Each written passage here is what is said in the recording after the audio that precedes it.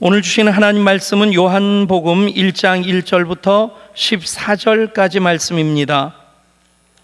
요한복음 1장 1절부터 14절까지 말씀을 우리 한 절씩 교독하시겠습니다. 태초에 말씀이 계시니라. 이 말씀이 하나님과 함께 계셨으니 이 말씀은 곧 하나님이시니라. 만물이 그로 말미암아 지은 바 되었으니 지은 것이 하나도 그가 없이는 된 것이 없느니라. 빛이 어둠에 비치되 어둠이 깨닫지 못하더라.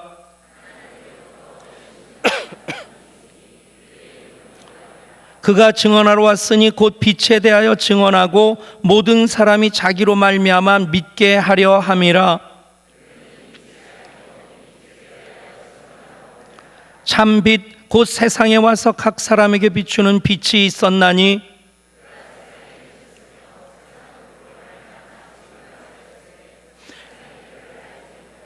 자기 땅에 오매 자기 백성이 영접하지 아니하였으나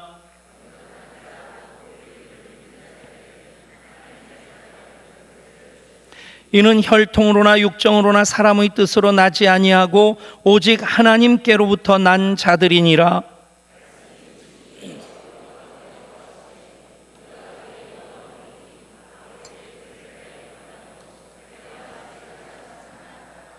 아멘. 종교개혁자 마틴 루터가 어느 날 저녁에 이제 집 근처 숲을 산책을 하고 있었습니다. 어두워진 그 시간에 숲속 숲길을 산책을 하면서 문득 앞이 환하다는 느낌을 갖게 됩니다. 그래서 고개를 들어봤는데 그 순간 아 하는 환호성을 울리게 됩니다. 눈이 많이 왔고 눈이 그 전나무 가지마다 쌓여 있는데 이제 고고한 달빛이 그 눈에 비쳐서 반사되고 그 숲 사이로 이렇게 스며들고 있는 그 모습이 마치 숲 전체가 빛의 향연, 빛의 잔치를 벌이는 것과 같은 그런 모습을 보게 됩니다.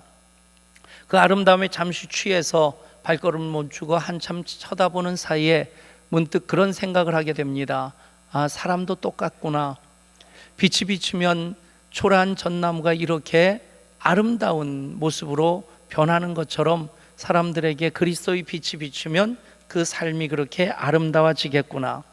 그리고는 집에 와서 이제 전나무 한 그루를 옮겨 심고 거기다가 눈을 대신해서 솜을 붙이고 여러 가지 장식을 붙인 것이 크리스마스 추리의 시작이 되게 됩니다. 여러분, 달빛이 그 전나무 숲 사이로 비치면 그곳이 빛의 향연이 됩니다.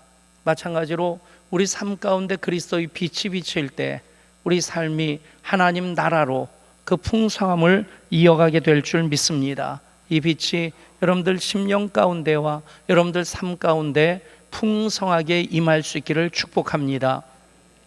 며칠 전 훈훈한 소식이 외신을 타고 전해졌습니다. 지미 카터 전 미국 대통령, 그분이 대통령 재임 시절보다 오히려 퇴임한 이후에 더 존경을 받는 그런 분입니다. 지금 91살이니까 우리나라 나이로는 92 아니면 93이겠죠.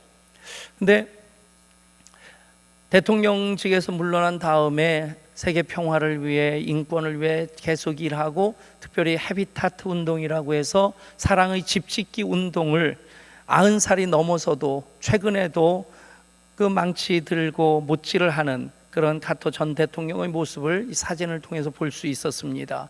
근데 그분이 그 일만이 아니라 매주 주말이면 토요일마다 조지아주의 본교회, 본인이 출석하는 교회 가서 그곳에서 성경 공부를 인도하는데 지난 8월 달에는 그곳에서 뜻밖의 이야기를 했습니다. 본인이 암에 걸렸고 그 암 때문에 지금 치료를 받고 있다. 흑색종이라고 하는 피부암의 일종으로서 결코 좀 쉽지 않은 암인데 그동안 4차례 항암 치료를 받으면서 이번에 지난주인가요? 완치됐다고 하는 이야기를 그 성경 공부 모임에서 참석한 사람들에게 얘기할 때 그 사람들이 막 기뻐서 박수를 치는 그 모습, 이제 뉴스를 통해서 잠깐 보게 되었습니다. 그러면서 그분이 하나님의 은혜고 여러분들이 기도해 주셨기 때문에 내가 이렇게 날 수 있게 되었다. 여러분, 그리스도의 빛이 비치면, 치료의 광선이 쏘여지게 되면 그런 치유의 역사가 있게 될 줄 믿습니다. 특별히 우리 예양 가족들 중에 지금 암 투병 중인 분들이 몇 분 계십니다. 이분들에게 지미 카터 대통령, 전 대통령이 치유받았던 그 치유 역사가 임파테이션 될 수 있기를 축복합니다. 예수 그리스도의 빛이 비치면 그곳에 영광이 임하게 되고요, 거기 생명의 역사가 있게 되고요, 거기 치유와 회복의 역사가 있게 됩니다. 오늘 말씀은 크리스마스 성탄절의 사건을 신학적으로 기록한 말씀이라고 얘기할 수 있겠습니다. 그 말씀의 내용은 어떤 것입니까? 태초부터 말씀으로 계셨던 예수님이 이 땅에 세상의 참 빛으로 오셨고, 그래서 그분을 영접하는 자는 하나님 자녀가 되고 그 자녀들에게는 은혜 위에 은혜가 임하게 된다는 그 말씀입니다. 이 말씀이 그대로 예배자인 여러분 모두에게 임할 수 있기를 축복합니다. 예수님은 태초부터 말씀으로 계셨던 분입니다. 1절 말씀 우리 한 목소리로 같이 읽습니다. 태초에 말씀이 계시니라. 이 말씀이 하나님과 함께 계셨으니 이 말씀은 곧 하나님이시니라. 아멘. 너무 우리들이 잘 알고 있는 말씀입니다. 아마 여기 계신 분들 대부분이 외우는 말씀일 겁니다. 태초에 말씀이 계시니라. 이 말씀이 하나님과 함께 계셨으니 이 말씀이 곧 하나님이시니라. 아멘.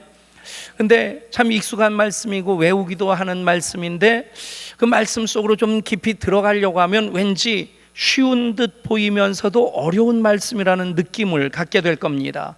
그런데 이 말씀의 뜻을 알게 되면 금방 명확하게 이해할 수 있게 됩니다. 헬라어 성경에서 이 말씀이라고 하고 기록된 단어는 로고스라는 단어입니다. 로고스 그러면 진리를 뜻하기도 하는데, 그런데 철학적인 진리가 아니라 여기서 로고스라는 단어는 하나님의 생명을 가지고 있는 존재라는 뜻이고 하나님의 권능을 위임받은 존재라는 그런 뜻입니다. 그러니까 여기에 말씀 로고스는 하나님의 그 생명이 충만하고 하나님의 권능을 가진 로고스란 얘기입니다. 이렇게 얘기하니까 더 어려운 것 같죠? 그 다음 말씀을 보면 14절 말씀에 말씀이 육신이 되어 우리 가운데 거하심에 우리가 그의 영광을 보니 아버지의 독생자의 영광이요 은혜와 진리가 충만하더라. 아멘. 여러분 더 명확해지지 않습니까? 하나님의 생명을 가지고 그 권능을 가지고 있는 로고스가 누구냐? 바로 그 로고스가 말씀이신데 육신을 입고 이 땅에 오셨다는 것입니다. 우리 가운데 거하시는, 즉 임마누엘 하나님이 로고스라는 얘기입니다. 아버지의 독생자의 영광이요 하나님의 아들로서, 독생하신 아들로서 이 땅에 오신 분, 바로 예수 그리스도를 뜻합니다. 그리고 18절에서 이렇게 말씀합니다. 본래 하나님을 본 사람이 없으되 아버지 품속에 있는 독생하신 하나님이 나타내셨느니라. 우리는 예수님을 통해서 하나님을 만날 수 있게 됩니다. 그 답이 예수 그리스도이심을 우리는 명백히 알 수 있게 됩니다. 다시 한번 1절 말씀을 읽는데 말씀 대신 예수님이라는 이름을 넣어서 그렇게 다시 한번 우리 읽도록 하겠습니다. 태초에 예수님이 계시니라. 이 예수님이 하나님과 함께 계셨으니 이 예수님은 곧 하나님이시니라. 아멘. 여러분 그렇습니다. 하나님의 생명을 소유하시고 그 권세를 가지고 계시는 그 로고스이신 분이 바로 예수님이십니다. 그분은 태초부터 계셨고 태초부터 역사하고 계신 분이십니다. 이 말씀을 읽으면 창세기 1장 1절 말씀이 연상될 겁니다. 태초에 하나님이 천지를 창조하시니라. 창세기 1장 1절에서도 요한복음 1장 1절에서도 태초라는 단어가 나오는데 우리말로는 똑같은 태초인데 의미로는 약간의 차이가 있습니다. 창세기 1장 1절에서 이 태초는 하나님이 천지를 창조하시기 시작하시는 그때를 말씀합니다. 모든 만물이 창조되는 그 시점에, 그 시점을 태초라고 얘기를 하는 거죠. 그런데 요한복음 1장 1절에서 이 태초는 하나님이 천지를 창조하시는 그 시점 이전까지 포함하는 겁니다. 태초부터 예수님은 계셨고 예수님은 하나님과 더불어 온 우주 만물을 창조하시는 분이시다. 아멘. 그래서 3절에서 이렇게 말씀합니다. 만물이 그로 말미암아 지은 바 되었으니 지은 것이 하나도 그가 없이는 된 것이 없느니라. 태초부터 계셨고 태초에 하나님과 더불어 천지를 창조하신, 만물을 지으신 하나님이신 예수님께서 2000년 전 육신을 입고 이 땅에 오실 때 우리는 그 날을 성탄절이라고 하는 겁니다. 그것이 바로 성육신의 사건이 되는 것입니다. 그 예수님께서 만물을 지으신 분이시라고 하는 것을 고린도전서 8장 6절에서 또 이렇게 말씀합니다. 그러나 우리에게는 한 하나님 곧 아버지가 계시니 만물이 그에게서 났고 우리도 그를 위하여 있고 또 한 주 예수 그리스도께서 계시니 만물이 그로 말미암고 우리도 그로 말미암아 있느니라. 아멘. 모든 것이 하나님으로 지음을 받게 되었는데 예수님이 창조에 같이 동역하심으로 그 모든 만물들은 하나님을 위한 것이 된다는 것입니다. 여러분, 우리의 존재 하나님으로 말미암았고 예수님의 구속의 역사로 인하여서 우리의 삶 전체는 하나님 영광을 위한 삶이 되었음을 믿으시길 바랍니다. 과학이라고 하는 것이 인류에 엄청난 변화를 가져다 줍니다. 과학적인 어떤 그 원리들 아니면 그 결과로서 만들어진 그런 기계들 보면 참 놀라워요. 그냥 우리는 아주 쉽게 핸드폰, 스마트폰 하나씩을 들고 다닙니다. 그런데 저는 그 생각을 합니다. 제가 가지고 있는 이 스마트폰이 최신 것은 아닙니다. 근데 이 스마트폰의 저장 용량 하나만 생각해도요, 이게 거의 150기가 그 이상의 저장 용량을 가지고 있습니다. 딴 건 잘 모르겠는데 제가 한 24년쯤 전에 갈보리 교회에서 부목사로 있을 때 교회 전산화를 좀 책임지고 그것을 추진을 했었습니다. 그때 컴퓨터가 어느 단계였냐면 아시는 분들 아시겠지만 플로피 디스크라고 하는 건 넣었다 뺐다, 도스 명령 도스 플로피 디스크 넣고 도스 명령 치고 그 다음에 그거 빼고 다른 디스크 넣고 그리고 또 하면 이게 컴퓨터가 작동되어지는 그 단계에서 하드 디스크라고 하는 것이 처음 20메가바이트짜리가 들어가기 시작했을 때입니다.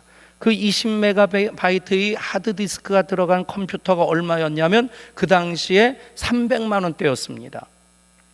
그리고 1기가짜리 이 호스트 컴퓨터 1기가짜리는 그 당시에 1억 원이었어요. 불과 20년 전 얘기입니다. 그러면 이 스마트폰 하나가 그 당시 가격으로 환산하면 프로그램 다른 거 다 빼놓고 이 저장 용량 하나만 가지고도 놀라지 마십시오. 150억 원짜리입니다. 여러분, 과학적인 발전이 참 사람의 상상을 초월할 정도로 빨리 그렇게 진행이 되어집니다. 그런데 우리가 잘 분별해야 될 것이 과학이란 이름을 가지고 있다고 해서 모든 것이 다 진리는 아닙니다. 예를 들어서 우주 만물이 빅뱅이라고 하는 대폭발로 인해서 생겨지기 시작하고 그리고 그 어떤 엄청난 에너지 화산 폭발이라든지 아니면 해성의 충돌이라든지 그런 것을 통해서 아주 작은 유기물질, 단백질들이 우연히 저절로 만들어지게 되고 또 거기에 또 지진이나 화산 폭탄이나 벼락이 치는 그런 엄청난 일을 통해서 그것이 작은 생명체가 되고 그러면서 또 어떤 시간을 과 어떤 계기가 돼서 그것이 단세포 생물이 되고, 그것이 점점 자라서 아메바도 되고, 그것이 무척추동물이 되고, 척추동물 중에서도 조류가 되고, 양서류가 되고, 파충류가 되고, 조류는 아니죠, 어류. 예, 어류, 양서류, 파충류, 조류, 포유류로 그렇게 진화하게 되고, 그 마지막에 어느 날 사람이 유인원에서 짠하고 태어났다. 여러분, 과학이라고 해서 모든 것이 진리는 아니란 얘기입니다. 그것은 하나의 이론입니다. 가설입니다.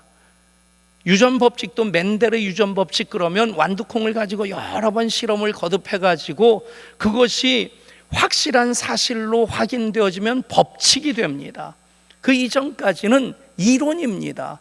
과학적으로 아직 검증이 되지 않은, 사실로 확인되지 않은. 그런데 과학이란 이름으로 얘기를 하면 모든 사람들은 그것을 진리로 압니다. 여러분, 성경은 모든 것을 하나님께서 선하신 계획대로 창조하셨다고 말씀합니다. 아멘 타이밍인데, 여러분들에게 과학적인 얘기를 너무 복잡하게 얘기했나요? 옛날 고등학교 다닐 때 그 시험 보던 그 트라우마 때문에 여러분, 하나님이 온 우주 만물을 창조하셨음을 믿으시길 바랍니다. 선하신 뜻과 계획과 목적을 가지고 그것을 지으셨습니다. 전 세기에 유명한 무신론자 중에 한 사람이 잉거솔이라는 사람이 있습니다.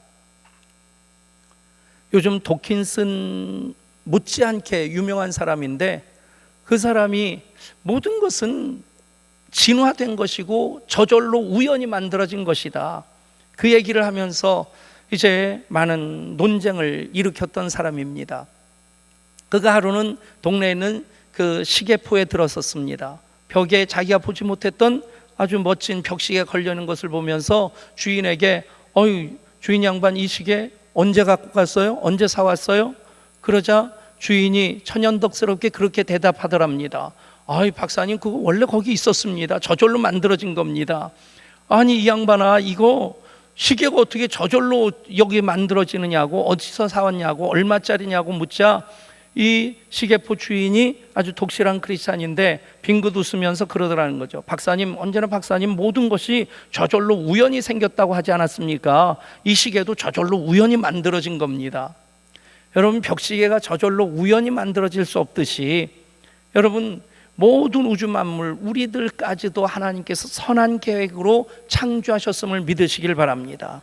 그 일에 태초부터 계셨던 로고스이신 예수님께서 동참하셨고, 만물이 그로 말미암아 지으심을 받았기 때문에 하나님의 영광을 위해 우리는 예배하는 존재가 되고, 하나님 자녀로서 하나님 기뻐하시는 삶을 살아갈 수 있게 되는 것입니다. 그 예수님께서 이제 성탄의 사건을 통해서 세상에 오셨다고 하는 것을 오늘 9절에서 이렇게 말씀합니다. 참 빛 곧 세상에 와서 각 사람에게 비추는 빛이 있었나니. 아멘. 여러분, 예수님이 이 땅에 오신 이유가 무엇이냐면 참 빛으로 세상의 사람들 가운데 빛을 비춰주시기 위해서 오셨다는 것입니다. 그렇습니다. 예수님은 사람의 빛으로 이 땅에 오셨습니다. 여러분, 빛이 없는 세상을 상상해 볼 수 있을까요? 빛이 없다면 모든 것의 존재는 사라지게 됩니다. 단지 우리가 눈으로 보고 인식하는 것만 불가능해지는 것이 아니라, 빛이 없다고 하면 모든 생명은 더 이상 존재할 수 없습니다. 그렇기 때문에 하나님께서 천지를 창조하실 때 빛부터 창조하시는 것입니다. 빛이 모든 생명의 근원이 되기 때문에. 한 장의 상징적인 사진이 있습니다. 이 사진 보면 한반도를 인공위성에서 찍은 건데, 남한 쪽은 환한데 북한은 서해와 동해가 이렇게 연결되어 있는 것처럼, 남한이 섬처럼 저쪽 중국과 분리가 되어져 있어요. 중간에 작은 불빛 하나는 평양이고, 남한의 저 밝은 빛은 수도권인데 저 위쪽이 우리 교회 불빛입니다. 여러분, 아파트 불빛이 저기 있습니다. 여러분, 저 사진 한 장을 보면 지금 북한이 어떤 현실이라고 하는 것을 설명하지 않아도 알 수 있는 겁니다. 그러면 단지 전기 생산량이 적어서 경제가 지금 바닥이라서 저런 모습만은 아닐 겁니다. 그런 것을 반증하는 사진이기도 하지만 여러분, 빛이 없는 저 세상은 인권도 무너져 있고요, 자유도 없고요, 생명의 역사가 제한되어 있습니다. 여러분, 단지 전기 불빛만 없는 것이 아니라 빛이 없다고 하는 것은 그 사회가 그만큼 어둡다는 얘기입니다. 사랑하는 여러분, 우리가 상식적으로 다 아는 것이 식물이 존재하기 위해서는 광합성 작용을 해야만이 생명을 유지할 수 있는 겁니다. 광합성 작용은 빛으로 말미암아 시작되어집니다. 여러분, 동물도 마찬가지입니다. 빛이 전혀 존재하지 않는다면 모든 생명체는 더 이상 존재할 수 없게 됩니다. 건강을 위해서도 그렇지 않습니까? 요즘 시대가 하도 복잡해지고 많은 일로 스트레스를 받다 보니까 이 정신질환들이 많이 생깁니다. 우울증 환자들이 어쩌면 과학 문명이 발달하면 발달할수록 더 많이 생겨질 수 있을 것 같아요. 옛날하고 비교할 수 없을 만큼 그런 정신질환들이 많이 나타납니다. 여러분, 감기 걸리면 약을 먹어야 되듯이 저도 약을 먹었으니까 기도도 하지만 약도 먹고, 그러니까 지난주에 비해서는 오늘 훨씬 더 상태가 괜찮습니다. 암에 걸렸으면 항암제를 투여해서 이 암세포들을 잡아야 됩니다. 수술이 필요하다면 수술해서 그것을 잘라내야 됩니다. 마찬가지로 정신적인 질환이 있다면 의사의 처방을 받고 약을 먹는 것은 당연히 해야 될 일입니다.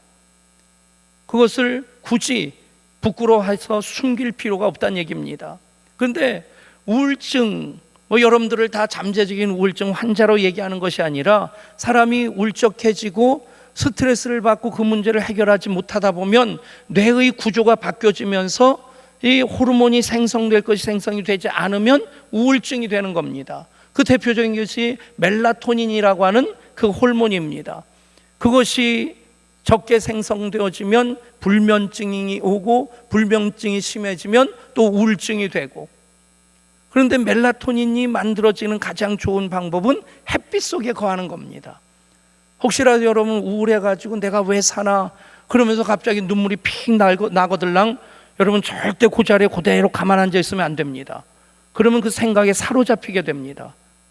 그러다가 그 생각이 점점 더 깊어지면 어떤 극단적인 생각도 하고 행동도 하게 됩니다. 어떻게 하면 되냐면 행동하면 됩니다. 빛으로 나가면 됩니다. 아멘. 여러분, 영적인 원리도 마찬가지입니다. 우리가 왜 예배하는 것입니까? 생명의 빛이신 예수님께 나오는 겁니다. 그러면 예배할 때 은혜의 빛이 우리 가운데 임하고 생명의 빛이 임하게 됨을 믿으시기를 바랍니다. 세상의 빛으로 예수님이 오셨습니다. 태초부터 로고스로 계신 예수님이신데, 그런데 세상의 빛이 되기 위해서, 우리 가운데 빛으로 비춰주시기 위해서, 생명의 역사를 우리 가운데 이루기 위해서 예수님 오셨음을 믿으시길 바랍니다. 여기까지는 사실은 정확하게 얘기하면 하나님이 주도적으로 하시는 일입니다. 우리가 하나님께 요청해서 되어지는 일이 아닙니다. 하나님이 정말 우리를 사랑하셔서 일방적으로 천지를 창조하시고 역사를 주관하시고 자연을 섭리하십니다. 그리고 우리를 구원하시는 방법으로 하나님께서 하나님의 아들이신 예수님을 이 땅에 보내주신 거예요. 우리가 요청한 게 아닙니다. 그렇다면 어떻게 우리가 그 하나님의 역사에 동참할 수 있는가? 그것을 오늘 성경에서는 영접이라고 말씀합니다. 따라합니다. 영접하는 자, 곧 그 이름을 믿는 자들에게는 하나님의 자녀가 되는 권세를 주셨으니. 아멘. 영접이라는 말은 하나님께서 이루어 놓으신, 하나님이 주도적으로 일방적으로 행하신 이 구원의 역사에 내가 아멘 하면서 참여하는 겁니다. 그러면 하나님의 자녀가 됩니다. 어제 뉴스 보니까 주부들이 10분 동안 기름 요리를 하니까 기름으로 뭐 전도 지지고 그리고 만두 몇 개 튀기고 10분인데 그 사이에 방 안에 미세먼지가 50, 60 고 단위에서 2800이 넘어가더라고요. 그것은 북경의 스모그의 10배 이상 되는 겁니다. 엄청 심각한 상태입니다. 우리 주부 여러분들은 어떤 기름 요리를 하든지 반드시 문 열어놓고 환기시키면서 하시길 바랍니다. 어쩌다가 주부들이 담배도 안 피는데 폐암 걸리는 분이 있잖아요. 그 가장 큰 원인이 이 요리할 때 발생되는 미세먼지 때문입니다. 목사가 별 걱정 다 하죠? 예, 여러분 건강하시라고 말씀드리는 거예요. 근데 여러분 뭐 그걸 알든지 모르든지 미세먼지가 발생된다고 해서 주부들이 요리 안 하겠습니까? 사랑하는 자녀들 먹이기 위해서 열심히 더 맛깔스럽게 음식을 준비해 놓습니다. 한상 차려놨습니다. 자식이 해야 될 일은 무엇입니까? 영접하는 일입니다. 뭘 영접합니까? 음식을 영접하면 됩니다. 숟가락 들고 젓가락 들고 엄마가 그렇게 맛깔스럽게 만들어 놓은 것을 집어 넣으면 음식을 영접하는 겁니다. 그러면 그 음식이 내 피가 되고 살이 됩니다.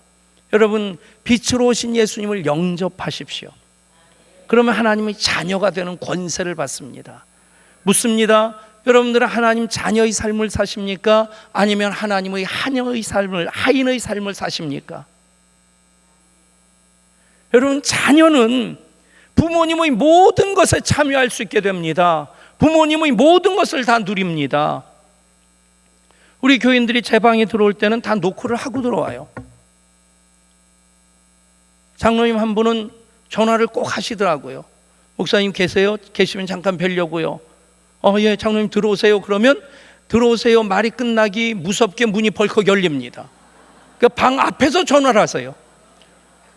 장로님 뭐 굳이 방 앞에서 전화하세요. 그냥 녹화하시면 되시지. 그랬더니 뭐 그래도 목사님 계신지 확인을 해봐야 될 거 아니에요. 그러는데 제가 도망갈까봐 문 앞을 지키고 있다가 들어오시는 건 아닌지.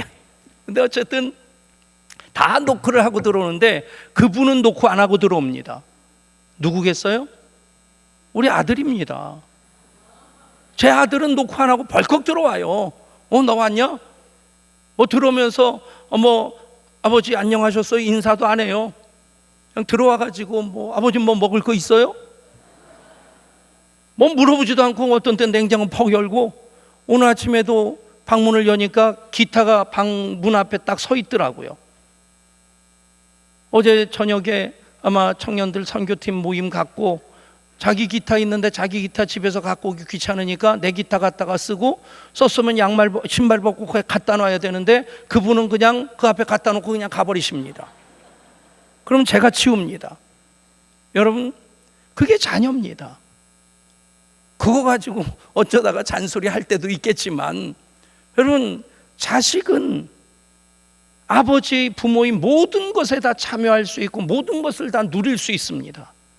사랑하는 여러분, 빛으로 오신 예수님을 우리가 영접하면 우리는 하나님의 자녀가 되는 권세를 받게 됩니다. 더 이상 하나님 눈치 보지 마십시오. 하나님 하인으로서의 삶을 살지 마십시오.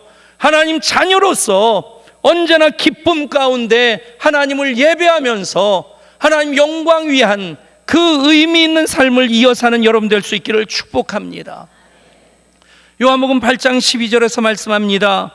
예수께서 또 말씀하여 이르시되 나는 세상의 빛이니 나를 따르는 자는 어둠에 다니지 아니하고 생명의 빛을 얻으리라.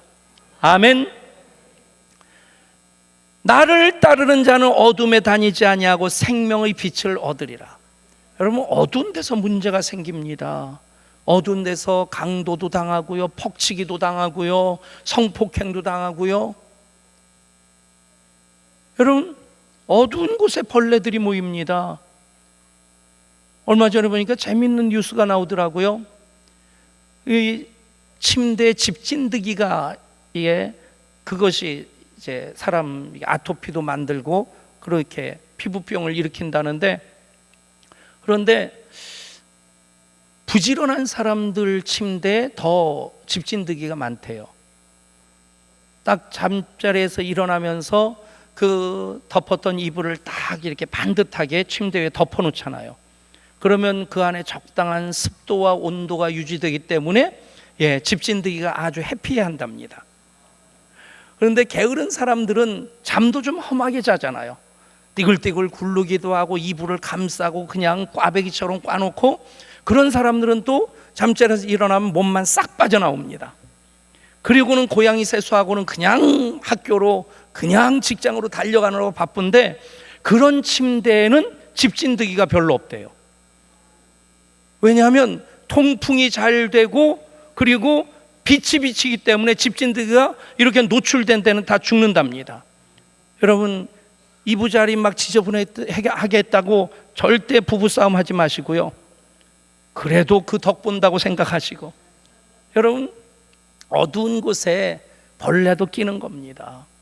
밝음이 임하면, 빛이 임하면 모든 어두운 것들은 사라집니다. 단지 어둡다고 해서 우리가 보고 인식하는 것만 힘든 것이 아닙니다. 오래전에 저희 아버님 친구분이 눈이 참 나쁜 분인데, 이제 다른 동네 집을 찾아 가셨대요. 그런데 찾지 못하고 골목길을 헤매는 사이에 날이 어두워져 가지고 이제는 어디 가든지 분간이 안 되고 다음에 다시 와야 되겠다 싶어서 이제 걸음을 돌이켰는데, 조금 오다 보니까 아까는 없었는데 개울이 이렇게 있더래요. 내가 길을 잘못 들었나 돌아갈까 생각하다가 이렇게 눈대중 해보니까 뛰어서 건너면 건널 수 있을 만큼의 폭이더래요.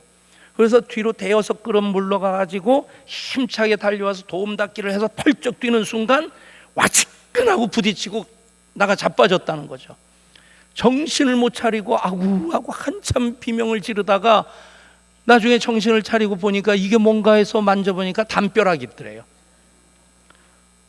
이게 아까 왔던 길로 되돌아가면서 아까는 담벼락이었는데 어두워지고 눈이 나쁘니까 그걸 개울로 보고는 뒤로 물러섰다가 그냥 부딪혀도 아플 텐데 뒤로 물러서 뛰다가 부딪혔으니 얼마나 아팠겠어요. 여러분, 어두운 곳에서는 그런 낭패를 보는 일도 있다는 얘기입니다. 예수님을 영접한 자 하나님의 자녀가 됩니다. 그것을 8장 12절에서 또 말씀하는데, 나를 따르는 자는 어둠에 다니지 아니하고 생명의 빛을 얻으리라. 사랑하는 여러분, 어둠의 권세가 물러날 수 있기를 축복합니다. 사탄의 괴계와 모든 계획이 다 산산조각 부서질 수 있기를 축복합니다. 어떻게 해야 됩니까? 생명의 빛을 얻고 주님을 따르면 됩니다. 영접하는 자로 하나님 자녀의 삶을 살면 됩니다. 엘리자 휘시라고 하는 미국의 유명한 여류 시인이 있었습니다. 겨울철 낙상을 해서 허리를 다쳤는데 심하게 다쳐서 몇 달 동안 침대에 누워서 꼼짝을 못하게 된 겁니다. 문득 이러다가 평생 일어서지 못하는 것 아닌가, 불거자의 삶을 사는 것 아닌가, 그런 불안한 마음에 갑자기 절망이 스며들고, 그런데 창밖을 보는 순간 겨울이 지나고 봄이 되어서 봄의 따사로운 햇볕이 내려쓰이는데 그 구석구석에 작은 싹들이 돋아나는 것을 보게 됩니다. 그것을 보면서 엘리자 히윗이 시를 씁니다. 내 영혼에 햇빛 비치니 주 영광 찬란해. 이 세상 어떤 빛보다 이 빛 더 빛나네. 주의 영광 빛난 광채 내게 비춰 주시옵소서. 그 밝은 얼굴 배울 때 나의 영혼 기쁘다. 아멘. 봄의 따사로운 햇빛에 겨울의 모든 그 얼음들은 녹아지고 거기에 싹이 돋아나는 것을 보면서 엘리자 히윗은 내 영혼에 주의 광채가 빛이 비쳐들기만 하면 나는 언제나 평안할 수 있구나. 사랑하는 여러분, 이 신앙 고백이 여러분들이 고백이 될 수 있기를 원합니다. 은혜의 빛이 예수님 영접한 자들, 그래서 예수님을 따르는 자들, 생명의 빛을 얻은 자들에게 더욱 환하게 비춰질 수 있기를 축복합니다. 기도합니다. 하나님께서 세상을 이처럼 사랑하셔서 독생자를 주셨습니다. 이제 우리가 할 수 있는 일이 영접하는 일입니다. 그러면 아버지 되신 하나님을 마음껏 누릴 수 있게 됩니다. 하나님의 모든 일에 우리가 참여할 수 있게 됩니다. 영접하는 자들에게 하나님 자녀가 되게 하셨습니다. 그리고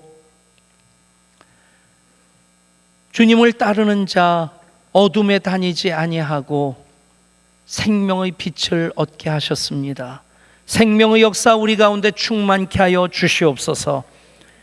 그로 인하여 우리 영혼 환하게 빛나게 하시고 빛 가운데로 행할 때에 빛의 역사가 우리 가운데 더욱 충만케 하여 주시옵소서. 우리 주 예수 그리스도 이름으로 간절히 기도드리옵나이다. 아멘.